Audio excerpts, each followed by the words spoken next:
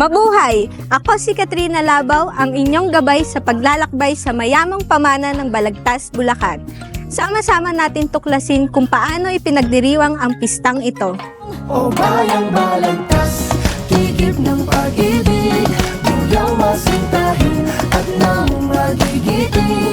Bayan ng Makata, puso at pag-ibig, kagandahan mo'y hindi magmamaliw. Bago pa man ito makilala bilang Balagtas, itinawag itong Bigaa, isang bayan sa lalawigan ng Bulacan na naging saksi ng pag-usbong ng ating lahi. Si Francisco Balagtas o kilalang Francisco Baltasar ay isang makatang Pilipino, tanyag na makatang Pilipino at tinagurian ding prinsipe ng mga makatang Pilipino. Si Francisco o tinatawag na Kiko ay nanggaling dito sa Panginay Balagtas, Bulacan na dating tinatawag na Bigaa. Sa katunayan, pinaniniwalaan na ang replikang ito ay tahanan ni Balagtas noong unang panahon. Okay, so dito siya sa lugar na to pinanganak at dito rin ibinaon ang kanyang mga pusod. Si Francisco Balagtas ay ipinanganak noong ikalawang araw ng Abril, taong 1788 sa Bigaa, Bulacan. Samahan niyo ako sa isang paglalakbay pabalik sa nakaraan para kilalanin ang dakilang makatang humubog sa ating panitikang Pilipino. Ang naisulat niyang Florante at Laura ay naging kilalang-kilala sa mga publiko, hindi lamang sa panahon ng kanyang pagsulat, ngunit pati hanggang sa ngayon. Ang Florante at Laura ay tungkol sa pag-ibig at pagdurusa ng mga Pilipino sa panahon ng mga Kastila. Ang nasabing kwento, ang nasabing tula ay sinulat niya noong panahon na siya ay nasa kulungan lamang. Noong panahon na nakaranas siya ng maling paratang dahil sa panliligaw niya kay Asuncion Rivera, siya ay naparatangan ng isang kilala at mayamang pilantropo na si Mariano Capuli at yun ang naging dahilan kung bakit siya ipinakulong. Noong panahon na nandoon siya sa kulungan, doon niya naisipang isulat ang Florante at Laura. Sa gitna ng isang panahong binabalot ng pang-aapi, ginamit niya ang panulat bilang sandatan na lumilikha ng mga tula na hindi lang naglalarawan ng pag-ibig, kundi sumasalamin sa kawalang katarungan at pang-aapi sa kanyang bayan. Yun nga yung siguro isa yun sa naging dahilan na yung malaking pagsubok na yun, wala naman talaga siyang kaalaman sa pagsulat. Na-impluensya lamang siya ng isang pare na kung saan ay sinabing maging manunula siya. Humanap siya ng isang taong makakatulong sa kanya upang matutunan niya ang pagsulat ng tula at ito ay si Husing Sisiw. Noong panahon na siya ay nawalan ng pambili ng manok o sisiw, ay hindi siya tinulungan ni Husing Sisiw. Kaya ang nangyari, nagsikap siya upang magkaroon ng sapat na salapi at makagawa siya ng isang mahusay na tula. Siya ang tinaguriang ama ng Makata sapagkat mula noong makaisulat niya ang Florante at Laura at nakagawa siya ng mga korido at awit, ay naging inspirasyon siya ng lahat dahil sa husay niya sa pagsulat. Sa katunayan ay nalagpasan pa nga niya yung kanyang maestro na si Husing Sisiw sa husay sa pagtula. Sa Florante at Laura ay hindi lamang isang kwento ng pag-iibigan, kundi isang alegorya ng kanyang hinaing laban sa mapang-abusong sistema. Sa mga taludtod niya, ipinakita niya ang dalamhati ng isang bayang nagdurusa at ang pag-asa ng isang lahing muling babangon. Maririnig natin ang mga individual na may malalim na pag-unawa at pagmamahal sa balagtasan. O bayang Balagtas, kigib ng pag-ibig, tuyaw masintahin at nang magigiting. Bayan ng Makata, puso at pag-ibig, kagandahan mo'y hindi magmamaliw. Ang Balagtas, tanong ninyo, anong history? Sa edad ko na ito, ang natatandaan ko at ang inabutan ko, ang Balagtas, nagmula yan sa pangalang Bigaa. B-A-A-A o Big A, Bigaa. At ang Bigaa noon, napakaluwang ang nasasakop. Kasama nito ang Pandi, kasama Santa Maria, kasama Bukawi. Ngayon, nang dumating yung panahon ng mga bagong alkalde, ang ginawa nila, nagbukod-bukod na sila. Ang Pande, napabukod. Santa Maria, napabukod. Bukawi, napabukod. At itong Balagtas, naging bigaa na talaga. Bigaa ang tawag. So, sooner or later, because marami tayong mga politiko, nag-iiba-iba ating namamahala, napag-isip-isip nila na bigyan ng karangalan ang ating national hero na ipinanganak dito sa Barangay Panginay. At yan ay si Francisco Balagtas.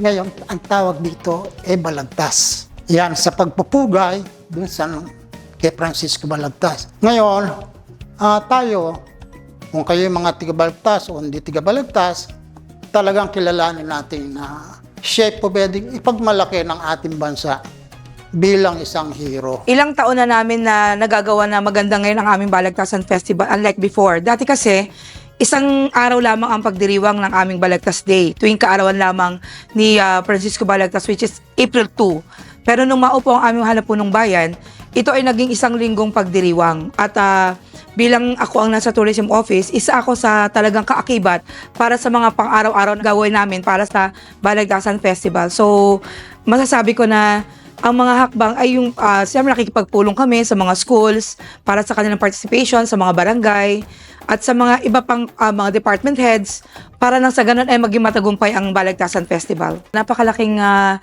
tulong nito para sa kabataan kasi sa totoo lang, aminin man natin at hindi, nakakalimutan na nila maging ang diwa ng Balagtasan.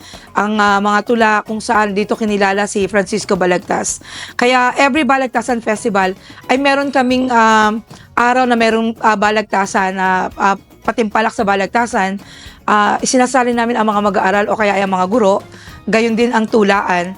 Nang sa ganun ay manatili sa kanilang isipan, manatili sa mga kabataan na nabuhay pa ang diwa ng balagtasan dito sa bayan ng Makata, Balagtas, Bulacan.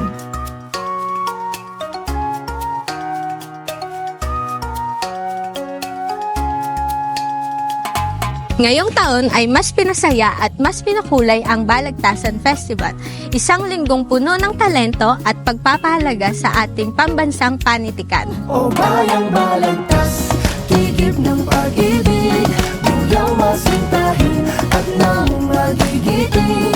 Bayan ng Makata, puso at pag-ibig, kagandahan mo'y hindi magmamaliw. So, ako si Kat. So, tatanungin ko lang kayo about sa Padyak para kay Kiko. Ano po yung experience nyo? Masaya naman. Lagi ano. Kayo ba? Ano pong experience nyo ngayon? Exactly ano pa rin. Ganun pa rin siya katulad last year. Naka-enjoy, nakaka-excite. At the same time, marami ka nakakasalamuhan ay ibang siklista na nagiging kaibigan mo rin at the same time. And di natin malilimutan yung sama-sama talaga tayo dito. So, ano po yung nag-udyok sa inyo para sumali po dito or makilahok sa Padyak para kay Kiko? Kumbaga sa Senang Pangaso, minsan yung nangyayari pong event lang ko kaya sinusulit namin at tina-enjoy na rin namin. At the same time, marami din kami natutunan sa event. And nakasama din namin yung nakakabanding namin yung mga kaibigan namin. So, kayo ba? Ano po naging experience niyo po dito ngayon? First time ko. First time. So, ano po yung simula umpisa po ba kayo? Or hanggang dulo po kayo nagpadyak? Hanggang dulo. Hanggang dulo. So, for the last po, ano po yung mensahe nyo sa ibang kabataan para makilahok po dito sa Padyak para kay Kiko or sa iba pang event ng Balagtasan Festival? Sa mga kabataan yan, once in a lifetime lang din naman ito. Kaya sulitin nyo na rin. Mag-enjoy kayo habang weekend ngayon, walang pasok. Ano lang, mag-enjoy lang, mag-relax ngayon kasama yung ibang kaibigan. Matyak lang kasama. Meron kaming dalawang major na layunin. Actually, anong 2016, inatasan ng inyong lingkod bilang chairman ng Committee on Tourism noong time na yon. Sabi ni Mayor Junior Gonzales na gusto niya ma-highlight yung bayan natin, yung mga produkto natin, yung dahilan kung bakit Balagtas na dating Bigaa, yung pangalan ng bayan natin. Parang muling ipaalala sa mga tao, sa mga karatig bayan, yung Balagtas. Kaya ang layunin namin ng Balagtasan Festival, una, ipaalala sa mga kabataan yung history ng bayan natin, kung bakit Balagtas, kung ano yung mga ipinagmamalaki nating produkto, yun yung pangalawa, para ma-highlight. Like, nung 2017, nung unang ginanap yung Balagtasan Festival, nasa TV pa siya sa Umagang Kay Ganda sa Channel 2 pa nun. So after that, pinakita yung mga produkto ng bawat bayan, halimbawa sa Barangay Lungos, Atsarang Kangkong. So nalaman ng mga tao na meron palang Atsarang Kangkong. At dahil doon, pumunta sa Barangay Lungos upang bumili ng Atsarang Kangkong. Ganon din sa kwento naman ng mga taga Santol, yung furniture nila, furniture industry. Parang Betty sa Pampanga nung nalaman ng mga tao kasi napapanood sa Facebook, nakita sa TV, na-feature din sa radyo, na may magaganda palang furniture sa Santol, sa Balagtas. So yun ang mga naging layunin namin, i-showcase yung product, i-highlight yung bayan, at ipaalala sa mga kabataan yung history ng bayan ng Balagtas. Personally, ako kasi mahilig ako mag-travel, marami akong mga pinupuntahang festival, interest ko talaga yun. So sabi ko, kung yung mga karatig bayan natin, merong sariling festival, dapat meron din tayo. Katulad ng Giginto, may halaman ng festival. Ang Pandi, may Barot Sayat Festival. So, Balagtas, meron tayong taong sikat eh. Dapat natin siyang i-highlight, dapat meron tayo niya. Kasi ang sagisag ng maganda at maunlad na bayan ay may mga festival, may mga iba't ibang paraan para ma-promote mo yung bayan. Actually, talagang para sa mga kabataan to. Kaya kung mapapansin nyo, no 2017, in-involve namin ng mga kabataan. Ang ginawa naming major na magpapatakbo nito, DepEd. Para lahat sila sa street dance, kasama sila sa mismong actual na balagtasan, mga elementary student, tsaka mga high school student. Sila yung mga nag-compete, tapos merong Ginoo at Binibining Balagtas na talagang yung kung titignan mo yung programa para sa kanila to. Nabanggit ko kanina para ma-rekindle o muli nilang maalala yung kahalagahan ng kontribusyon ng ating bayani, si Gat Francisco Balagtas, sa kalayaan ng Pilipinas. Pasukin natin ang puso ng Bulacan. Dakilang Makata ay siyang tahanan. Ika'y pag-ibig na makapangyarihan. Hahamakin lahat, masunod ka lamang. O bayang Balagtas, tigib ng pag-ibig. Buyaw masintahin at nang magigiting. Bayan ng Makata, puso at pag-ibig. Kagandahan mo'y hindi magmamaliw. Ayun, yung iba, marami nagtatanong, bakit naging bayani si Francisco Balagtas? Nagsulat lang naman siya ng Florante at Laura. Di ba, parang yun ang katanungan, hindi alam ng mga kabataan natin ngayon. Ang sagot dyan, nanggaling mismo kay Gat Jose Rizal. Ang sabi niya, hindi niya magagawa ang No Limitangere at El Filibusterismo kung di niya nabasa yung ginawa ni Francisco Balagtas na Florante at Laura. Ano ba yung Florante at Laura? Kung titignan mo, love story yan eh. Pero kung ikaw ay isang makabayan, uuunawaan mo na ito ay laban sa mga Kastila nung panahon na yun. Parang ang una-una lumaban sa mga Kastila, di ba? Yung sila Lapu-Lapu, tapos parang siya yung pangalawa eh. Kasi sinulat niya yung Florante at Laura, kung nakikita niyo, nakagapo siya sa puno. May mga tigre, may mga leon. Siya, yung nakagapo sa puno, yun yung Pilipinas. Yung mga tigre at leon, yun yung mga Espanyol. So parang ano yan eh, book about para mamulat yung mga tao makakabasa no na ino-oppress o masyado na tayong pinapahirapan sa pananakop ng mga Kastila. So naintindihan ni Rizal yun, sabi niya, yung book na yun, ginawa niyang inspirasyon para magawa niya yung No Limitangere. And eventually, dahil dun sa mga books niya, nakatulong yun para ngayon, meron na tayong ganap na kalayaan. So yun yung major na contribution ni Gat Francisco Balagtas. Ngayon ay ikatlong araw ng Balagtasan Festival, na kung saan hindi lang talento at panitikan ang bibigyang pansin, kundi na rin ang mga pangangailangang pangkabuhayan at legal na serbisyo. O bayang Balagtas, tigib ng pag-ibig. Buyaw masintahin at nang magigiting. Bayan ng Makata, puso at pag-ibig. Kagandahan mo'y hindi magmamaliw. So, magpakilala ko po muna. Hello po. My name is John Paul Gisagis. May dalawang katanungan lang ako about sa job fair na ito. Una is, paano mo nalaman yung tungkol dito sa job fair na ito? Nalaman ko lang po ito kay mother po. Kasi nasa bahay pa po ako nun, then nag-chat po siya sa akin na may job fair nga po dito sa munisipyo. Then siya po is nasa 5th floor po. Kaya pumunta po kagad ako para po makahanap ng compatible sa oras ko. Sa tingin mo po ba, malaking tulong to sa'yo as kabataan? Yes po, especially po sa pag-aaral. Kasi as a working student po, mas malaking tulong po talaga to, especially sa financially po. Ganun. Kasi ano po, pambaon and pang-transpo na rin. If ever po na makapasok. Bilang kabataan, paano siya makakatulong sa kapwa mo kabataan?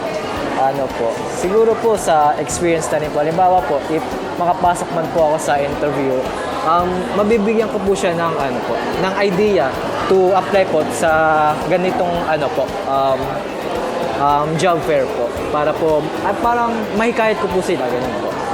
Na mag-ano rin po, na mag-apply rin po sa ganitong job fair. Yung unang katanungan po, ano po yung ganap sa ikatlong araw ng Balagtasan Festival po?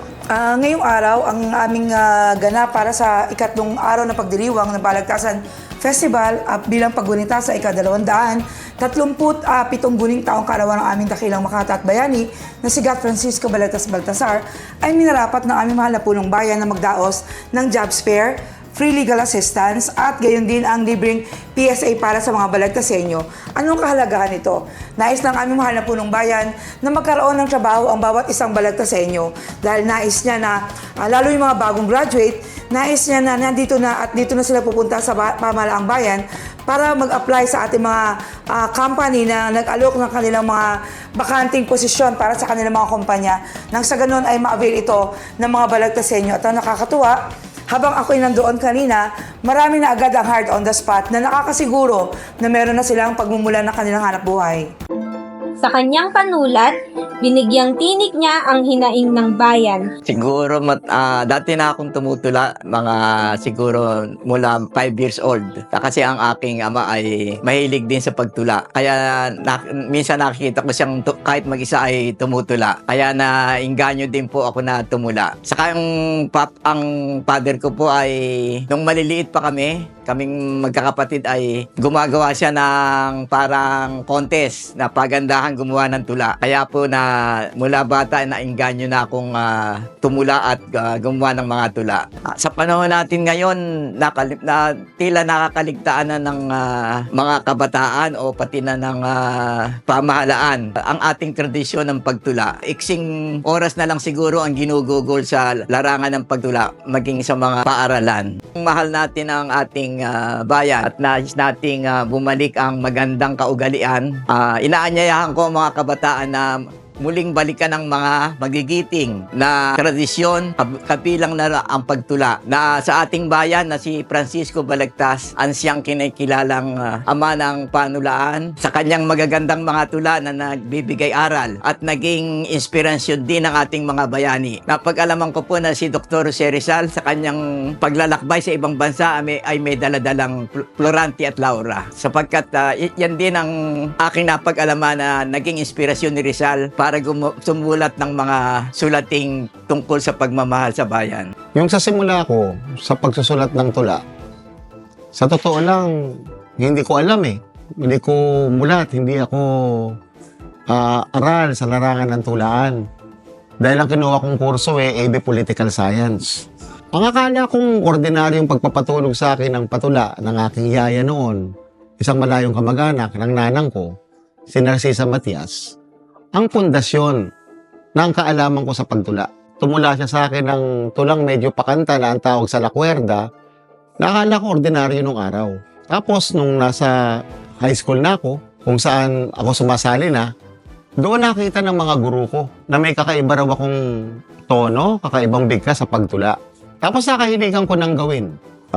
Sa mga tinatawag nating payak na pagtuturo sa akin sa paggawa ng tula, ito ay yumabong ng yumabong. Hanggang matutunan ko na yung iba't ibang uri ng pagtula, magsusulat. Matapos noon, ako nagpasa ng mga piyesa sa Bulprisa.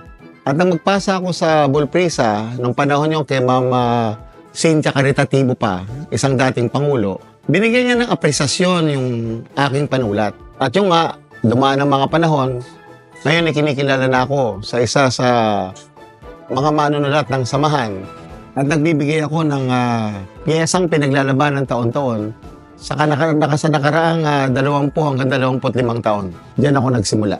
Lumaban din nga pala ako ng tulaan noon nung ako'y bata pa. Sa high school kasi, sa extempo impromptu at di handang talumpati ako lumalaban talumpati.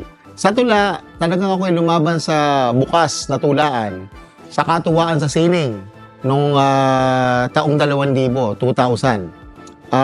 Kung saan ako'y tinanghal na kampiyon ng katuwaan sa sining bilang pinakamahusay sa tula. Una, medyo may konting kontrobersya dyan eh. Kasi si Balagtas dapat nating maunawa na hindi mamamalagtas talaga eh. Kung hindi katulad ko siyang mga awit. Isang makata na ang tula ay tungkol sa kabiguan at pag-ibig. Tungkol sa kwento ng buhay. Sa sukat na 12 sa 4 na saknong. Sa 12 tawag nito, sukatan, yung tugmaan, yung palapantigan. Sa 4 na taludturan. Yan yung mga awit. Samantalang ang Balagtasan, 6 na taludturan sa 6 na palapantigan. Medyo mahirap, medyo technical. Pero sabihin na natin, mahalaga ito kasi yung salitang Balagtasan, hinango sa pangalang Balagtas bilang pagpupugay sa prinsipe o hari ng tulaang Tagalog o tulaang Pilipino. Dapat tangkilikin ng mga Balagtasenyo, lalo na ng mga kabataan, ang Balagtasan Festival. Bakit? Kasi yung Balagtasan, bahagi ng kultura ninyo, bahagi ng kasaysayan ng mga Balagtasenyo. Hanggat naroon yung Francisco Balagtas, ang iisipin nila yung bigaa. Ang iisipin nila ay Balagtas. Kasi alam niyo, ang kultura, ito ang kaluluwa ng isang lugar. Yung tinatawag nating yung kultura, ito yung kaluluwa ng isang lugar. Ba't ko sinabing kaluluwa ng isang lugar? Kasi naididipin nito kung ano yung kasaysayan ng tao, kung ano yung pinagmulan niya. Yun ang yung maganda ron. Ngayon, kung ang kabataang Balagtas sa inyo ay kakalimutan o hindi papansin ito, parang kinalimutan mo na rin ang sarili mong kultura at nakaraan. Kinalimutan mo rin ang iyong kasaysayan. Ngayon, may kawikaan tayo, ang taong hindi kinikilala ang kanyang kasaysayan ay maaaring ulitin ang mga pagkakamali ng nakaraan. At dapat din namang ipagmalaki dahil kayamanan ng kultura at kayamanan ng kasaysayan. At dapat hindi mawala sa puso ng bawat Balagtasenyo ang sining ng pagtula. Kasi dito tayo kinilala. O bayang Balagtas, tigib ng pag-ibig, duyaw masintahin at nang magigiting. Bayan ng Makata, puso at pag-ibig, kagandahan mo'y hindi magmamaliw. Gaano kalaking bagay sa'yo na makatanggap ng parangal ngayong araw ng Balagtasan Festival? Sa akin, parang normal lang din naman na kasi nangyari na to sa graduation. So, ngayong naulit dito, and since Balagtasan ngayon, medyo meron siyang, mas mataas lang yung level ng appreciation ko dun sa araw na to. Since usually naman ginaganap talaga yung pagpaparangal sa graduation, di ba? So, dito kasi bihira lang. So, ayun.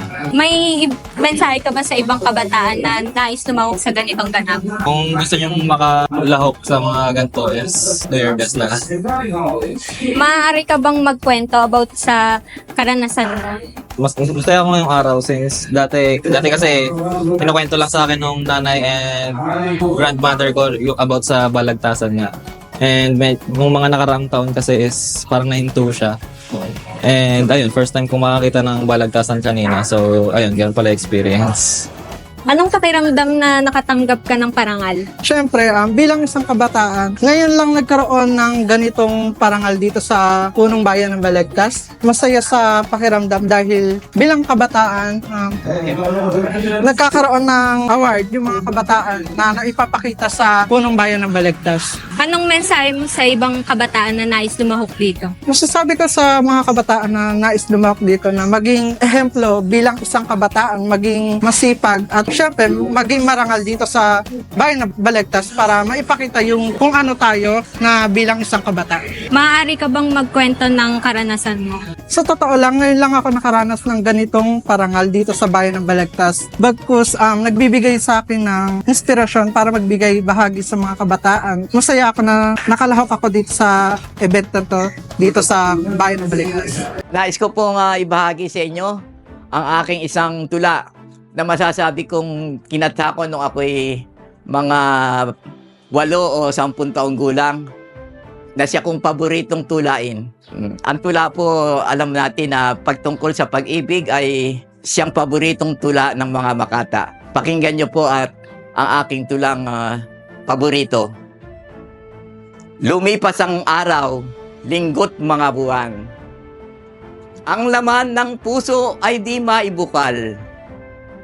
Pagkat nangangambang baka ka magdamdam kung aking sabihing kita'y minamahal.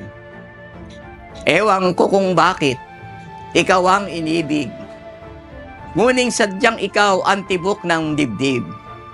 Ganda mo sa akin ay umakit, laging alaala sa puso at isip. Ngiti mo ang siyang nagsisilbing gamot. Sa aba kong puso kung ayaw tumibok. Sulyap mo na may hindi ko malimot, laging alaala sa gabing pagtulog. Yamang batid mo na ang aking damdamin. Paalam na mutyat ang huling habilin. Huwag sanang sa aki mag-ukol ng pansin, ang tula ko lamang ang pakalimiin. Salamat po. Sinulat ni Nemesio E. Carabana tungkol sa mga pagkakaibigan. Ang pamagat nito, salamin ng buhay. Sa aming bakuran ay may punong duhat, sagana sa bungang sintamis ng ubas. Kay daming mga ibon kung saan nagbuhat na nanginginain sa lahat ng oras. May kutokang mayang wari nangangarap sa saliw ng sipol ng Marteng Magilas. Taong magdaay hangang nagmamalas, walang sabi-sabing namitas at sukat. Tagulay dumating may bagyong umugong, nabuwalang duhat na puno ng kahoy. Ang lamog na bungang sa lupay na gulong, uodang nagsawat, bubuitang lumango. Hindi na dumalaw ang kawan ng ibon, sa ibang puno na nanukat sumilong. At ang tao namang nabusog kahapon, sinibak ang punot, ginawang panggatong. Ang puno ng kahoy, tao ang kabagay, habang masaganay kay daming kaibigan. Talagang pagpuno, iyang pamingganan, ang hagdan ay gasgas sa dami ng dalaw. Ngunit pag nasawit, naghirap ang buhay, 10 kamag-anak ay naglalayuan. Kaya tao, tandaan mo, isang gintong aral, ang buwal na puno'y tinatadtad lamang. Kailang natatanaw kung ang ating nais, bayan ay sumulong, buwagin ang lumang pader at sa aking sumang-ayon. Pamana ni Balagtas ay di kailangan, iyo'y pinuntot, binigyang katwiran. Ito'y di angkop sa pagunlad ng bayan, pagkat kilos at galaw ang sabi mong daan. Ayaw mong tanggapin ang mga tinuran ng iyong katunggaling sa progreso'y hagdan. Naniniwala kang ito'y pader na harang sa pagkamit nito, pagkakaisa't kaunlaran. Kaibigan, isip mo'y nilason ng bago, nilimot ang ugat ng ating pagkatao. Kung walang panitik na busog sa aral, saan huhugot ng bait at dangal? Para sa mga kabataan, ang balagtasan ay hindi para sa nakaraan lang. Ito ay para sa atin. Sa bawat pangarap at pagmamahal sa sariling wika, tayo ang susunod na tagapagdala sa ating sining. Kaya ipagpatuloy ang sinimulan ni Balagtas.